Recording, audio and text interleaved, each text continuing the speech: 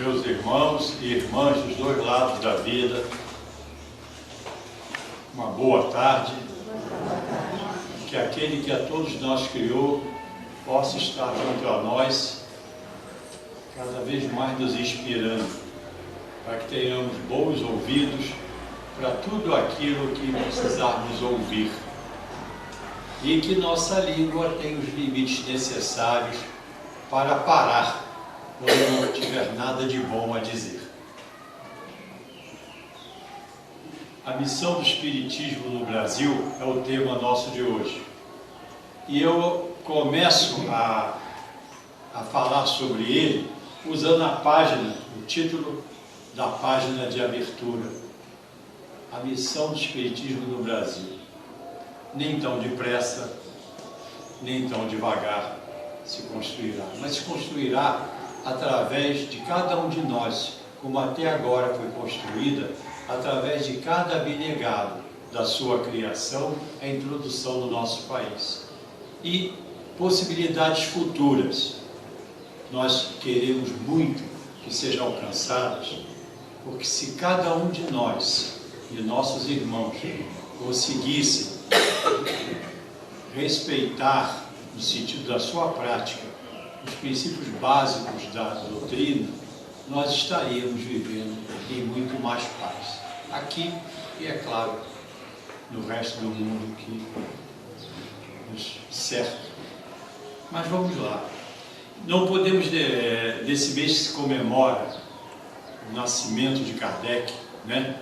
E as nossas casas espíritas, de uma maneira geral, estão buscando temas que nos lembram a importância do espiritismo, desse trabalho maravilhoso que foi feito por ele.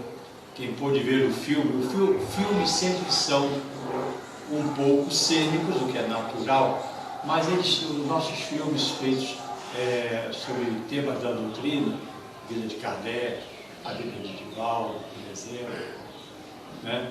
O Nosso Lar, e outras passagens, e outros que já estão sendo anunciados por isso aí, sempre são, eu diria, pouco teatrais no sentido de invencionices, e muito verdadeiros no sentido da base que os inspirou.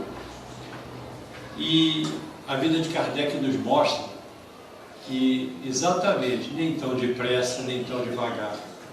Kardec foi chamado a olhar os fenômenos físicos propositalmente, vamos dizer assim, inspirados pelos espíritos superiores, àqueles espíritos mais próximos da propensão de executá-los a nível terreno, para que fosse chamada a atenção das pessoas.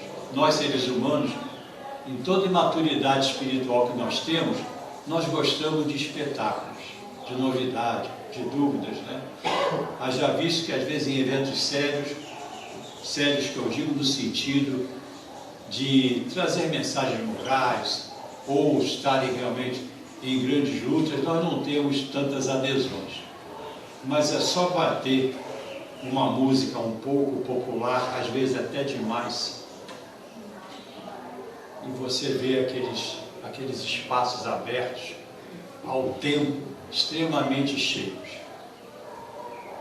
Isso não é um defeito, mas também não é obrigatoriamente uma qualidade. É apenas um retrato da nossa atualidade quando espíritos encaminhado. Eu digo nossa, porque eu não sou diferente. Eu não gosto de umas coisas, mas gosto de outras. Não é verdade? Não há mérito nem desmérito em gostar, principalmente se você lá vai na tranquilidade, né? Agora mesmo eu deixei algumas pessoas um pouco tensas em casa com aquele jogo entre o Flamengo e o Botafogo, estou ocorrendo. A Botafogo não, o Vasco. Se eu estivesse em casa eu explicaria, dizer que Vasco e Botafogo estão bem próximos, então. Mas estão se divertindo, ao mesmo tempo estão se tensionando, né? E o nosso tema de hoje nos tem que inspirar a também fazermos isso no nosso caminho, a nos divertir no sentido do prazer de estar trabalhando em função de uma doutrina que tanto nos enriquece, tanto nos explica, tanto nos prepara para a nossa caminhada presente e futura, porque certamente me atrevo a dizer, sem desqualificar ninguém, mas principalmente em relação a mim, que ainda há muito que caminhar para chegar lá perto daquele pódio, aquele que a gente só vê nos livros, né? Mas Kardec foi chamado, como pesquisador que era, pedagogo, né, respeitadíssimo, pertencente, integrante da Sociedade Científica de Paris, foi chamado por alguns estímulos e amigos a esses eventos que estavam acontecendo, as mesas girantes, né? Posteriormente, do Sexto, que tinha caneta e fazia o trabalho psicográfico, né? Respondendo as perguntas. E aí é o ponto que eu desejo começar, porque Kardec, ainda conhecido naquela época, né? Não era Kardec, Hippolyte Léon Denisard Rivail, em 30 de abril de 1856, teve o Sexto voltado para ele, em uma das mesas que ele acompanhava, recebendo uma mensagem enigmática. A mensagem dizia: és o obreiro que reconstrói o que foi demolido. Era sua deixa para começar a organizar o que viria a ser o Livro dos Espíritos, lançado em 1857, com uma atualização em 1860. E com essa versão inicial, tantas coisas ele passou para chegar a ela, e tantas coisas nós ainda passamos para tentar entendê-la.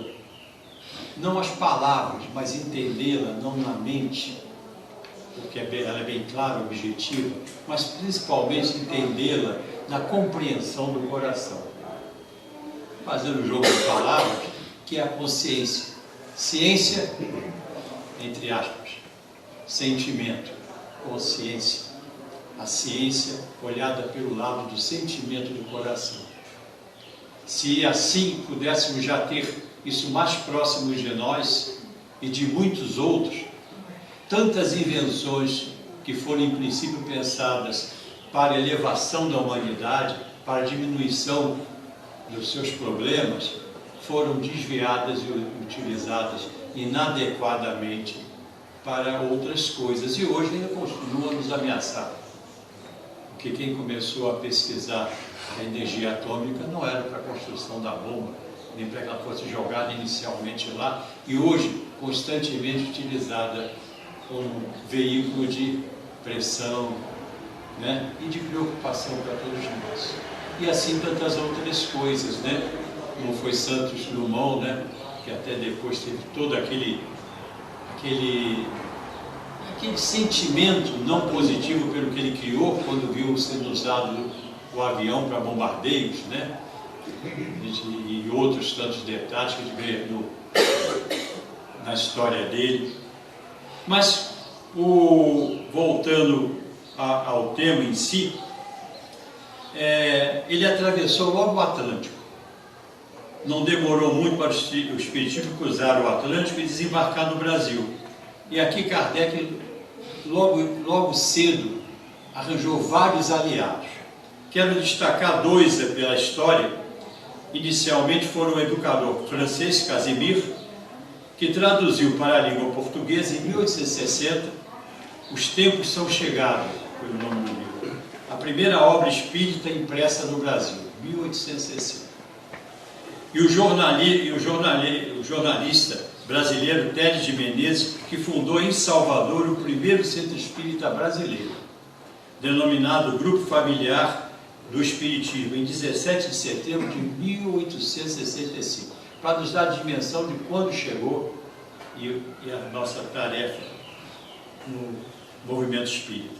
E o primeiro periódico espírita do país, o Eco do Além-Túmulo, em 8 de março de 1869.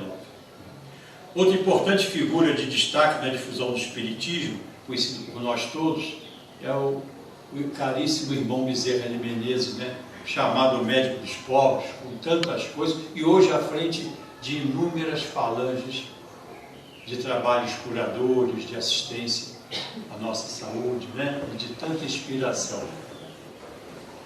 Também, para não deixar de falar em um dos nossos homens assim expoentes que foi Francisco Cândido Xavier, nosso Chico Xavier, que em 1932 lançou, aos 22 anos, o primeiro livro, Parnágio do Além-Túmulo, antologia com 259 poemas assinados por Castro Alves, Olavo Bilac e Augusto dos Anjos, por exemplo. Até o seu falecimento em 2002, publicou, psicografando 459 títulos, com todos os direitos, importante isso, com todos os direitos, como existe em cartório para obras assistenciais. Nesse mês, então, que comemoramos, interessante lembrar também que um censo de 2015, por um órgão de respeitabilidade internacional, verificou-se que havia no mundo 13 milhões de adeptos do Espiritismo. Estavam reconhecidos assim no mundo inteiro. Desde sempre, só no Brasil, 3 milhões e 800. 3 milhões e 800. Isso significa que a cada 3 seguidores da doutrina espírita identificados, um é brasileiro. É para nós termos a dimensão da importância da missão do Espiritismo no Brasil. Com esses dados, o maior país católico do mundo, que é o Brasil, com 123,4 milhões de fiéis, segundo o censo nosso de 2010, passou a ostentar outro título, maior nação espírita do planeta. O sucesso espiritismo do Brasil, onde tem mais seguidores do que na França, onde surgiu, pode ser explicado ainda pelo processo de religiosificação, porque na França ele teve principalmente a base de 2 dos seus pilares desenvolvidos desde o início, o pilar filosófico e o pilar científico, que vamos falar a seguir. O pilar religioso aqui ganhou um espaço muito grande, devido a toda a nossa tradição, né?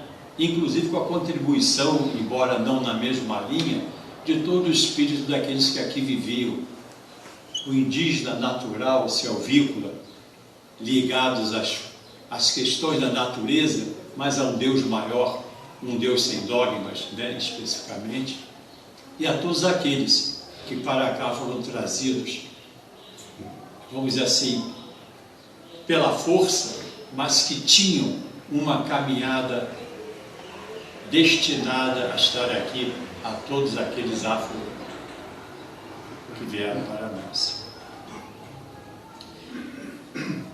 Se na terra de Kardec o espiritismo tinha caráter majoritariamente científico e filosófico, no Brasil ganhou então o status de religião. Aqui é próprio lembrar os 3 pilares que alicerçam a doutrina espírita. O pilar fundamentado na filosofia, a partir do conhecimento e compreensão dos fenômenos espíritas, que amadurece a interpretação quanto à realidade da vida, respondendo a questões tais como: de onde viemos, o que viemos fazer neste mundo e para onde iremos após a morte do nosso corpo físico. O pilar fundamentado na ciência, que estuda à luz da razão e dentro dos critérios científicos os fenômenos mediúnicos, ou seja, os fenômenos provocados por espíritos que não passam de fatos naturais quando percebidos através desse processo racional de entendimento, sem o misticismo que é natural, que muitos ainda revestem, né, o processo. E o pilar religioso, que observará como fim a necessária transformação do moral do homem para a sua consequente maturidade e evolução espiritual, a partir da compreensão e prática consciente dos ensinamentos trazidos por Jesus na segunda revelação divina. Importante dizer, compreensão e prática. Me permitam, não um parêntese em si, mas quando a gente pensa em compreensão, aqueles que têm ou tiveram a oportunidade de estudar ou ver algum estudo ou participar, que pegasse, por exemplo, a ideia do cognitivo, né, os processos mentais da gente, verificaria, vou pegar uma dessas classificações, falar do meu jeito aqui para ficar menos penoso de ouvir. vamos dizer assim. É como se fosse uma escadinha. Eu penso numa classificação que tem 6 degrauzinhos. O primeiro é aquele degrau onde a gente guarda as informações, tipo memorização. Não, os professores mais rígidos falavam em decoreba, mas infelizmente a maioria deles continuava fazendo provas só de memorização. Mas esse é o primeiro degrau. O segundo degrauzinho é um degrau chamado de compreensão. É quando você é capaz, por exemplo, de falar sobre aqueles dados como se já os estivesse entendendo um pouco mais, interpretando ele com as suas palavras, não importa se elas são mais simples ou mais sofisticadas, mas sabendo sobre o que está dizendo. O outro degrauzinho chama-se aplicação. É quando a gente pode pegar esse conhecimento que você já está compreendendo e aplicá-lo na solução das questões que eles podem auxiliar. Aí tem outro degrauzinho que chama-se de análise nessa classificação. É quando você, por ter aquele conhecimento, já ter a experiência da aplicação dele, você pode ver alguma coisa ligada onde está acontecendo e analisar. Que é separar as coisas, o que está, o que não está certo, o que está inadequado. O outro degrauzinho tem mais um, que é da síntese, é quando você justamente consegue separar isso e sintetizar com algumas palavras explicando aquilo. E o último, que a doutrina recomenda que nós não façamos a utilização inadequada dessa evolução, quando ela existe. Quando ela existe a gente não faz isso, mas quando ela não existe a gente julga, é a avaliação. Você avalia algum ato, alguma coisa aplicando aquilo. Nós pensarmos, quando se fala aqui da compreensão do pilar, da compreensão vamos dizer assim, da doutrina espírita, que exige o estudo, como é feito o EGE, por exemplo, que é feito em outras casas, não é estar decorando as histórias, é estar compreendendo aquilo e aplicá-las à sua vida. Não é estar julgando o outro, mas se autoavaliando até onde você está sendo adequado no emprego da doutrina. Esses 3 pilarezinhos fundamentam 5 princípios básicos da doutrina. O primeiro é a existência de Deus. Para crer-se em Deus, basta que se lance um olhar sobre as obras da criação. O universo existe e logo tem uma causa. Todo efeito tem uma causa. Duvidar da existência de Deus é negar que todo efeito tem essa causa, ou uma. E acreditar que o nada pode fazer alguma coisa, pode criar alguma coisa. Então tem que haver realmente a primeira pergunta, a primeira resposta dada a Kardec, a primeira pergunta que ele fez no Livro dos Espíritos, o que é Deus, essa inteligência onipotente, presente, e ainda bem incompreensível no nosso nível de maturidade espiritual, mas já um pouco entendível. Não pode ser talvez analisada, sintetizada, avaliada, e nem tem que ser compreendida no sentido de explicação, de vir para a banca, uma tribuna, tem que ser compreendida no sentido de aplicação, que é o que o Espírito pela razão nos ajuda, compreendendo um pouco, nos estimula a aplicar as leis divinas, compreensão dos ensinamentos. A imortalidade da alma é o segundo princípio. Não somos seres que ocasionalmente participam de uma experiência espiritual. Somos espíritos que no momento estamos vivendo uma experiência humana. Experiência.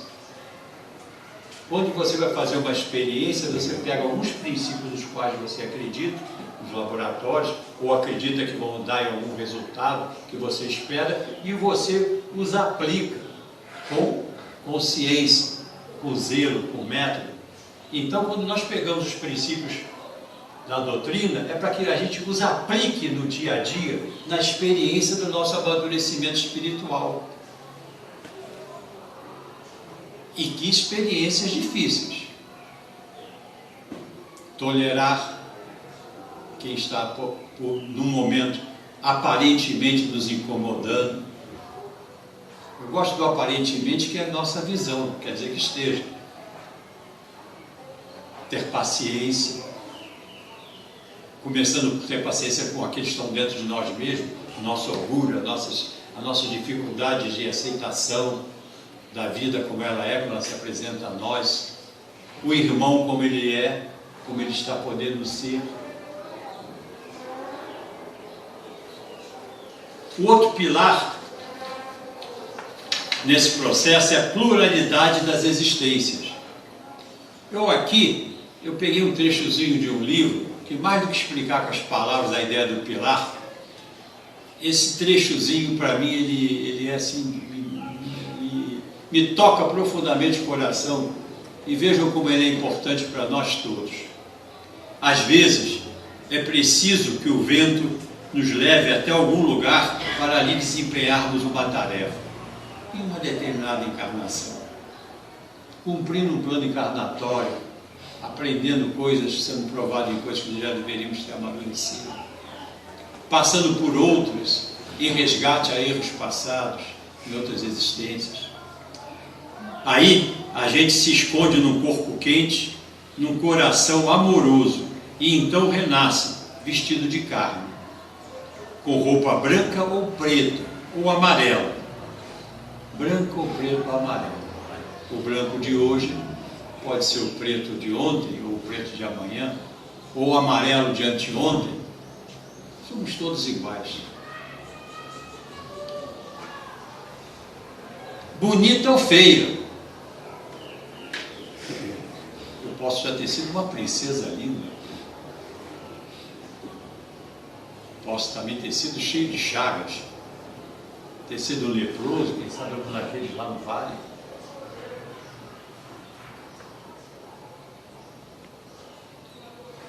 Com a roupa branca ou preta ou amarela, bonita ou feia. Quando chega a hora e o vento sopra novamente, partimos deixando a roupa usada e rumamos para onde o fluxo da vida nos conduziu, para viver outra experiência. Todos nós. Se alguém tem alguma dúvida, não sei porque que está nesse salão. Estou falando dos dois lados da vida. Mais fácil ainda eles entenderem. Então, do outro lado, a gente esqueceu um bocadinho, mas acredita, né? Alguns até conseguem lembrar, conseguem ver. Nas mesas a gente vê os irmãozinhos. Essa pluralidade das existências então, é o terceiro. O quarto, pluralidade dos mundos habitados. São mundos diversos circulando no espaço infinito e oferecendo aos espíritos que neles encarnam estações apropriadas a seu adiantamento. Pensamos em mundos de outros planetas, como o nosso, em outros corpos, mas pensemos em outro mundo. Ter nascido em Israel um tempo atrás, num dos espaços da Palestina, ter nascido na China,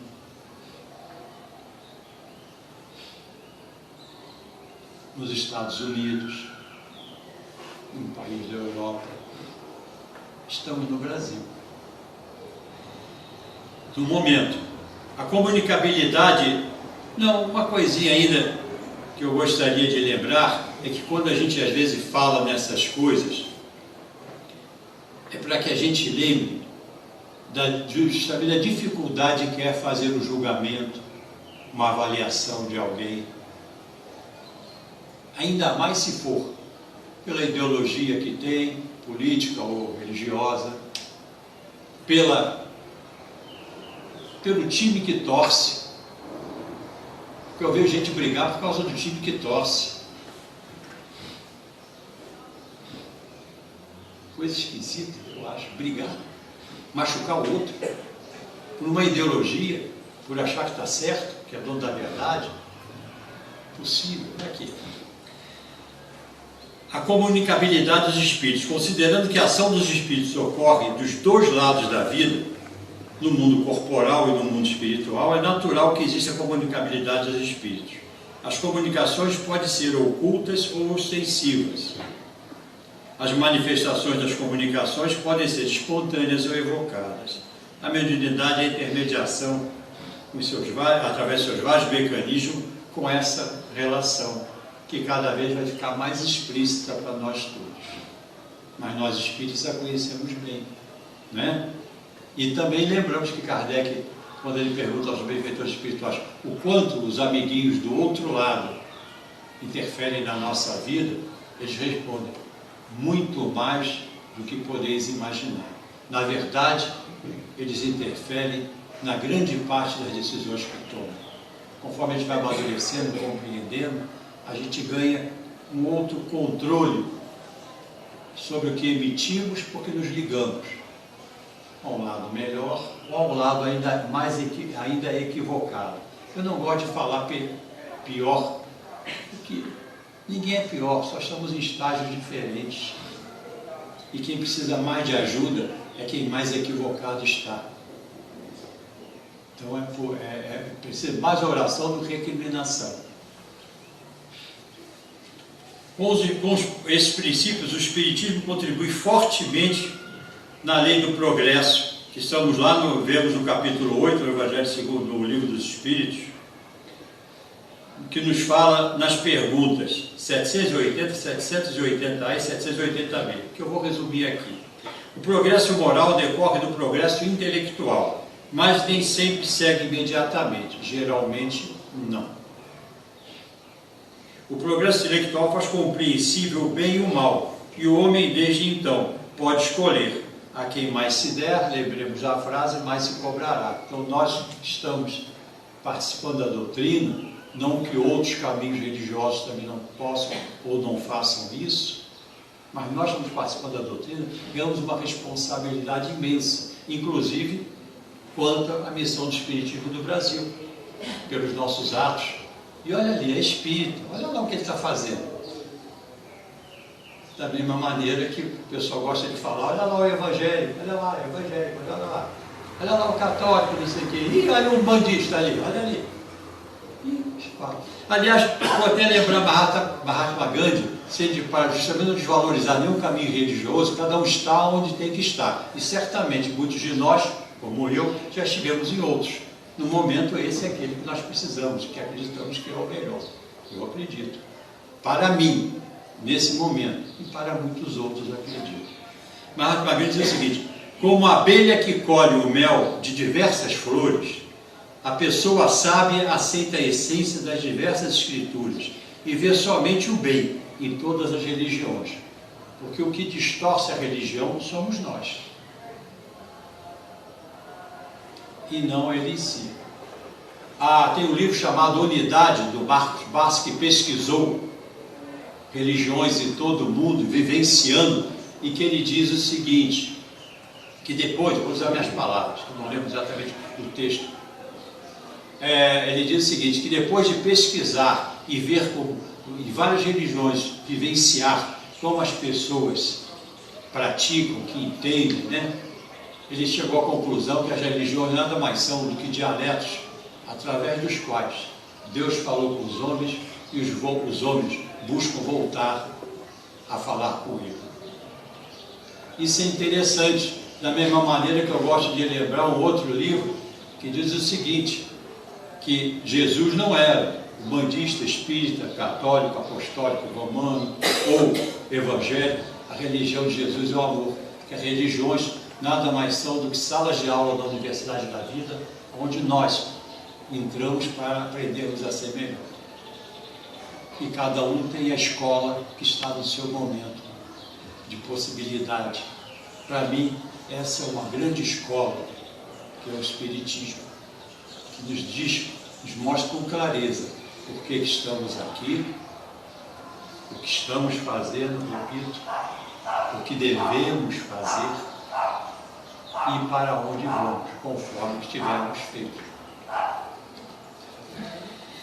O desenvolvimento do livre-arbítrio acompanha a inteligência e aumenta a responsabilidade do homem quanto a seus atos. Para lembrar que a inteligência, o progresso intelectual antecede muitas vezes, e que o moral nem sempre o acompanha, que é interessante esse equilíbrio. Uma coisa que nós nos preocupamos muito, e outros, fora daqui de casa, começam mais ainda, em buscar ideias com os espíritos, buscar dicas.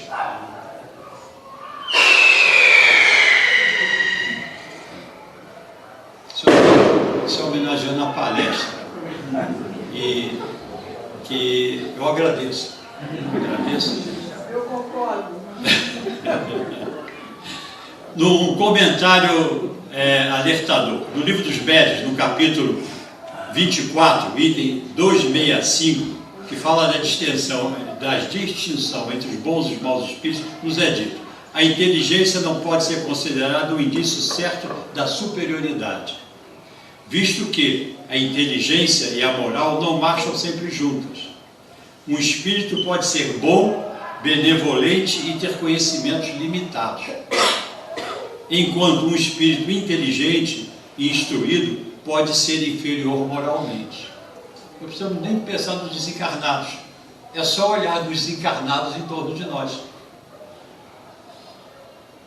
Por isso que Kardec também é alertado no Livro dos Médiuns, em outra passagem, do seguinte, que quando quisermos analisar aquele que está falando conosco, e eu diria encarnado ou desencarnado, a logicidade e a racionalidade é um bom indício do nível intelectual. Mas a moralidade é que vai dizer, na verdade, o grau de confiança que se deve depositar naquilo que está ali sendo dito. E, como dizia meu pai na sua simplicidade, fica de olho, porque se ele estiver tentando te enganar, mais cedo ou mais tarde ele vai dar uma escorregada na casca da banana. O jeito dele falar, de certa maneira, uma outra a coisa. A pessoa acaba que é só você ir observando, né? Os povos, porém, como os indivíduos, só passo a passo atingem esse equilíbrio do progresso moral com o progresso intelectual. O Espiritismo, a doutrina, tem uma missão importante de nos auxiliar a atingir, quando estudada e praticada, mais rapidamente esse equilíbrio. Moral e inteligência são duas diferentes formas de manifestação dos atributos do espírito, formando as duas asas do nosso pássaro consciencial. Quando adequadamente desenvolvidas, nos permite o voo no caminho do Pai Eterno, com muita paz e segurança.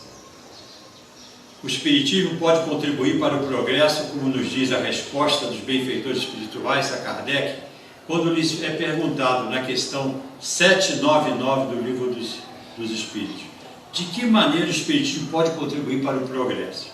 Em resposta, Kardec recebe: destruindo o materialismo, que é uma das chagas da sociedade, e fazendo com que os homens compreendam onde está o seu verdadeiro interesse evolutivo. O materialismo, a ideia do físico, do que é necessário e não do que é supérfluo, é um grande desafio para todos nós. Se nós conseguíssemos equilibrar um pouco mais essa notícia divina que o Espiritismo nos traz, nós não teríamos tanta miséria no mundo, nós não teríamos o interesse em tanta sabotagem ao progresso alheio, não teríamos tantos confrontos, não teríamos tantos sofrimentos pessoais. A vida futura, não estando mais encoberta pela dúvida, graças à doutrina, fará o homem compreender melhor que pode, desde agora, no presente, prepará-la, trabalhando para destruir os preconceitos de seita, de casta, de raças, bem como de sua separatividade e consequente não responsabilidade quanto às questões ambientais do orbe planetário que o acolhe e do universo que a Terra inteira. Assim, ensinar aos homens a grande solidariedade que deve unir todos os integrantes na integralidade da obra divina é uma das missões do Espiritismo. O Espiritismo, no entanto, para isso terá que sustentar grandes lutas, mas contra o interesse imediatista dos homens do que contra a convicção dos incrédulos sobre seus princípios. Prova destas palavras, ouçam bem, prova dessas palavras são as próprias lutas interiores que nós, já espíritas por convicção, acredito, enfrentamos para nos autossuperar em muitas tendências pretéritas que se apresentam como desafiadores e adversários íntimos aos nossos passos evolutivos, ao nosso progresso à luz dos ensinamentos de Cristo, pela ação consciente de nossa vontade. Interessante essa questão da vontade. Até 6. As casas às vezes têm tempos diferentes, e eu me lembro que uma vez aqui eu estava um pouco mais preocupado com isso, já que era no início, e eu acabei com 30 minutos, e o Aureli lá de trás ficou para mim assim. Eu em outro lugar, eu estou, em vez de fazer isso, eu estou acostumado a ver isso. Aí a gente fica um pouco atordoado, sabe que quando a gente chega a uma certa idade, né? Tem um livro, a gente falou da vontade, porque é com ela que a gente tem que contar, a vontade de cada um de nós. Tem o livro Pensamento e Vida, do Franciscano Xavier, que é o Espírito Emmanuel, e tem um dos capítulos dele, pequeno, que nos fala sobre a vontade.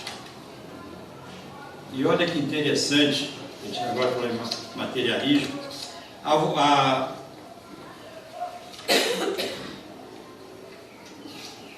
comparemos a mente humana, espelho vivo da consciência lúcida, a um grande escritório subdividido em diversas seções de serviço.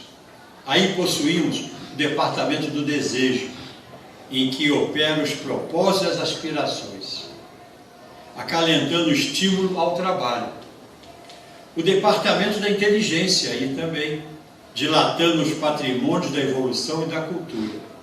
Temos ainda o departamento da imaginação, amealhando as riquezas do ideal e da sensibilidade. E ainda o departamento da memória, arquivando as súmulas da experiência e outros ainda que definem os investimentos da alma. Acima de todos eles, porém, surge o gabinete da vontade. A vontade é a gerência esclarecida e vigilante, governando todos os setores da ação mental. Vigilante, esclarecido, a doutrina nos ajuda. A divina providência concedeu-nos a auréola luminosa da razão, depois da laboriosa e multimilenária viagem do ser pelas províncias obscuras do instinto. A vontade, contudo, é o impacto determinante das nossas ações. Nela dispomos do botão poderoso que decide o movimento ou a inércia da máquina, nem tão depressa, nem tão devagar. Sem ela, sem a vontade, o desejo pode comprar por engano aflitivos séculos de reparação e sofrimento.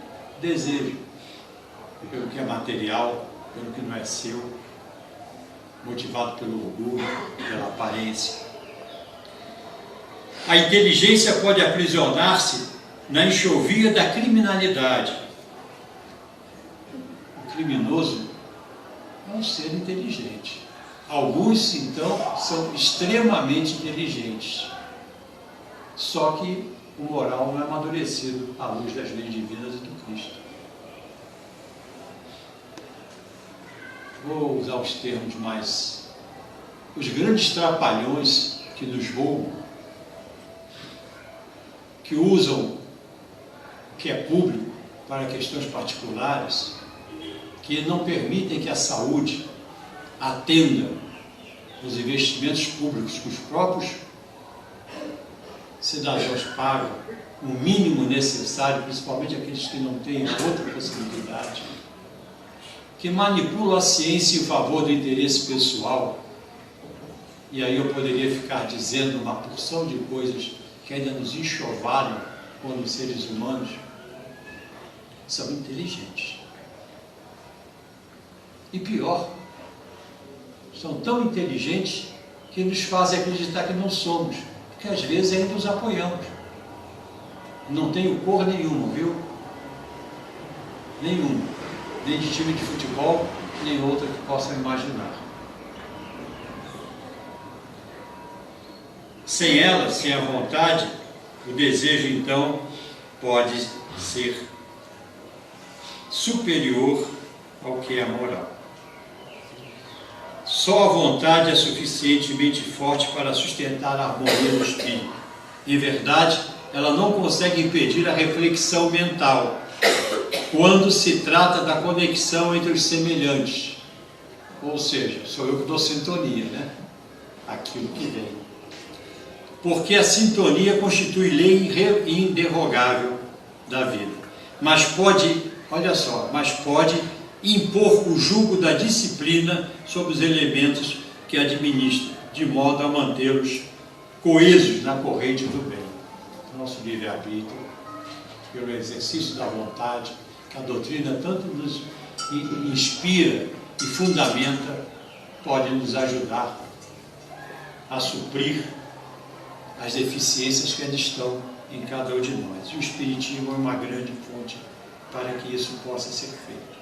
Já os contraditores externos do Espiritismo, com o tempo, irão ficar isolados progressivamente em número cada vez menor, e o joio será devidamente separado no trigo. Eu não estou preocupado com os contraditores externos, eu estou preocupado com os meus contraditores internos. Os meus adversários não são os que estão fora, os maiores são os que estão dentro.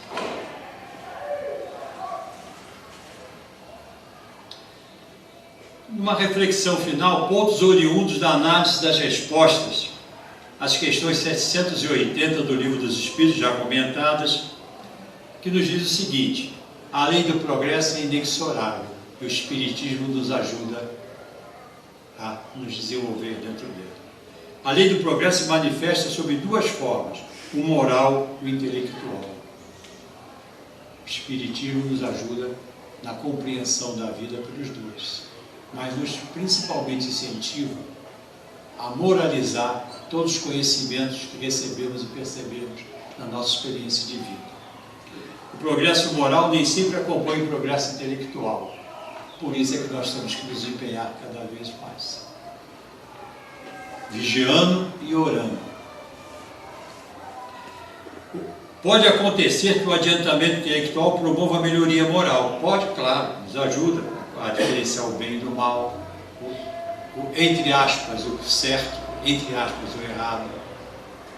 Desde que o homem tenha compreensão do bem e do mal à luz das doutrinas, das leis divinas.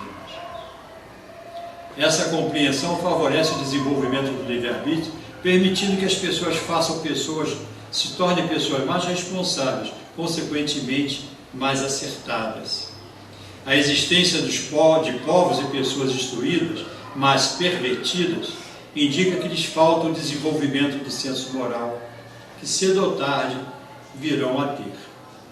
O Espiritismo pode nos auxiliar em sua missão a ser um pouco mais rápido, embora nem tão depressa, mas é claro, muito menos nem tão devagar.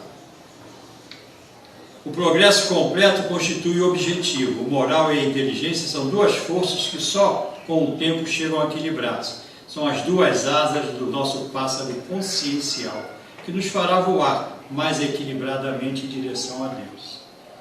E é na contribuição para esse equilíbrio que mais o Espiritismo pode contribuir pelo conhecimento estimulador da razão e no despertar do sentimento fraterno do coração, nos ampliando a consciência.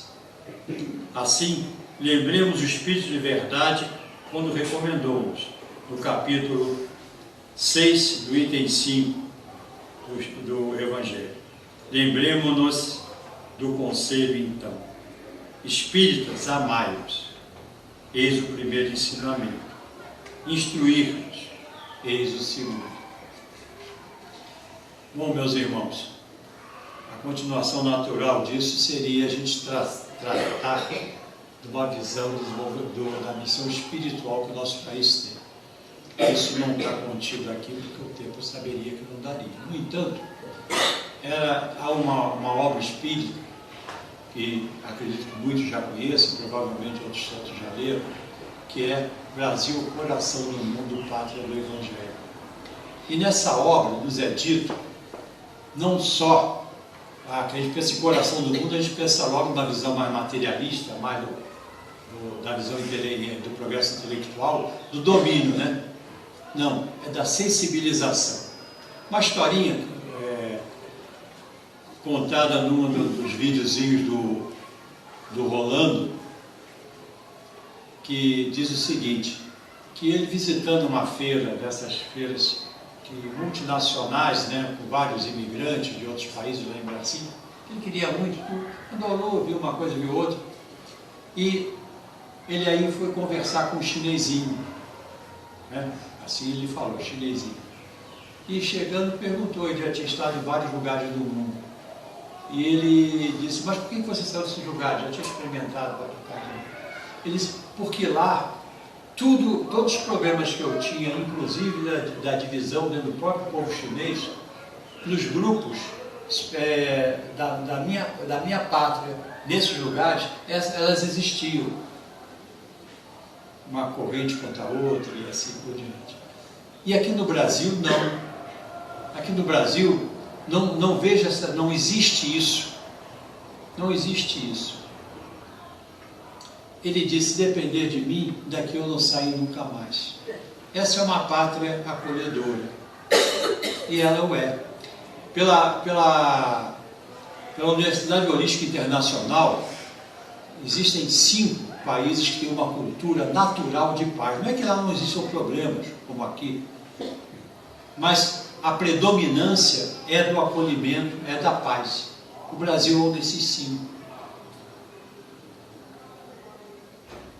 Se nós pegarmos esse livrinho e formos ver, nós verificamos que quando Jesus veio à Terra em um outro momento, não encarnado, evidentemente, e junto com seus assessores olhar a Terra e viu que tudo aquilo que ele tinha deixado não estava ainda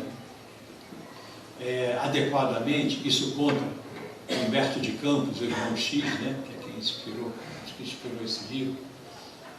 Ele verificou então isso e ficou consternado, né? Lá a história está muito bem escrita, muito bonita. E quem o acompanhava, o assessor de Ismael, falou que haviam continentes ao sul, onde a situação poderia ser diferente. E ele veio.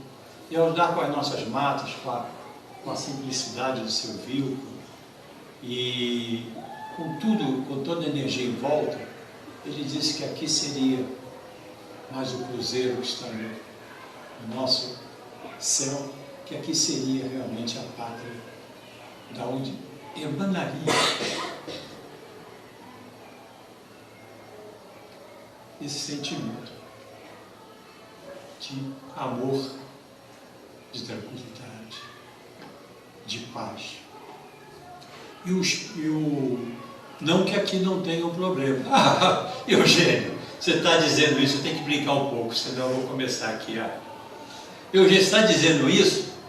Mas, poxa, tem um bocado de vagabundo aqui. Usei uma palavra até mais chula. Tem um bocado de trapalhão? Tem muita gente aqui. Nós sabemos que o povoamento inicial daqui teve uma predominância de degredados, né? Nós sabemos disso. O que não prestava, eles achavam e mandavam para cá. Mas são almas sofredoras. E aí, Ismael disse, pô, mas a vara está pesada.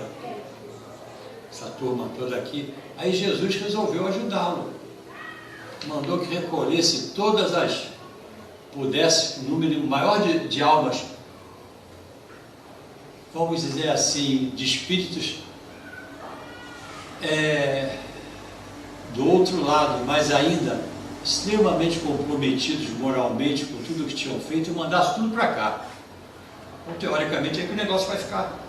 Não, mas eram almas arrependidas que buscam, como certamente nós, depois de enfrentar filas imensas, uma nova oportunidade de encarnação para ver se melhora. E como nós, certamente, lutam com esse conflito interno entre tendências e projeto novo de atualização de vida. E nós somos realmente uma pátria acolhedora. Somos, em maioria, uma pátria acolhedora. em grande maioria, dos dois lados da vida. Alguns ainda estão extremamente equivocados, mas no tempo próprio encontrarão um caminho, e enquanto não o encontrarem, separados do trigo, estarão aí vivenciando outras escolas. Mas nós que chegamos aqui já nessa escola, por exemplo, de aprendizado espírita, aproveitemos essa benesse de termos chegado. E cada um faça, dentro do que lhe for possível, dentro do que for possível, nem tão depressa, nem tão devagar, o que puder para melhorar. Cada um de nós é como se fosse, quando faz alguma coisa boa, e também quando faz uma coisa não tão boa, como se fosse pense naquela brincadeira de criança que chegava na beira de um tipo um lago, né? Com a água que a gente olhava aparentemente parada no sentido tranquila, né? E pegávamos uma pedrinha e jogávamos assim, e aquela pedrinha batia e ia como se fossem círculos concêntricos, se ampliando até a outra parte do lago. A visão permitia até onde, antigamente, hoje talvez eu não chegasse ao outro lado, mas a visão permitia ver, e certamente aquela energia passava por ali. Dr. Pierre Rivail, falecido, doutor da psicologia transpessoal no Brasil, primeiro reitor da Universidade do Cristo, Universidade da Paz, em Brasília, sede Brasília, tem campos em todo o Brasil, inclusive no Rio de Janeiro. Ele dizia o seguinte, quando ele falava nessa visão holística de tudo está ligado, nós espíritos estamos envolvidos num grande fluido universal com o qual nos comunicamos, e é o nosso meio de comunicação, sabemos a força do pensamento. Ele dizia o seguinte, se você cuspir aqui, ele usava esse termo, doutor Pierre, se você cuspir aqui, o efeito desse cuspe vai acontecer lá na China também. Então tudo que você faz de bom ou de ruim, considerando as leis divinas, o Evangelho do Cristo, vamos pensar que de alguma maneira, de alguma proporção, aquilo vai fazer. Então, faça a parte que te cabe, porque todos nós temos uma missão, como o Espiritismo tem, todos nós temos, como espíritos, mais ainda, coerentemente com ele. Que missão é aquela que você tem, é a mais importante do mundo. Não tem que ser comparada com a do outro.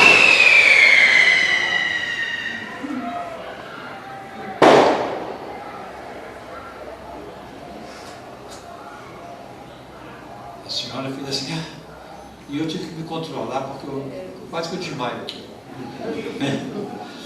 Então, meus irmãos, lembremos disso e agradeçamos estarmos dentro de uma doutrina que nos inspira cada vez mais pela razão a compreender a nós próprios, sentindo no coração e ganhando a força que precisamos para dar a nossa contribuição.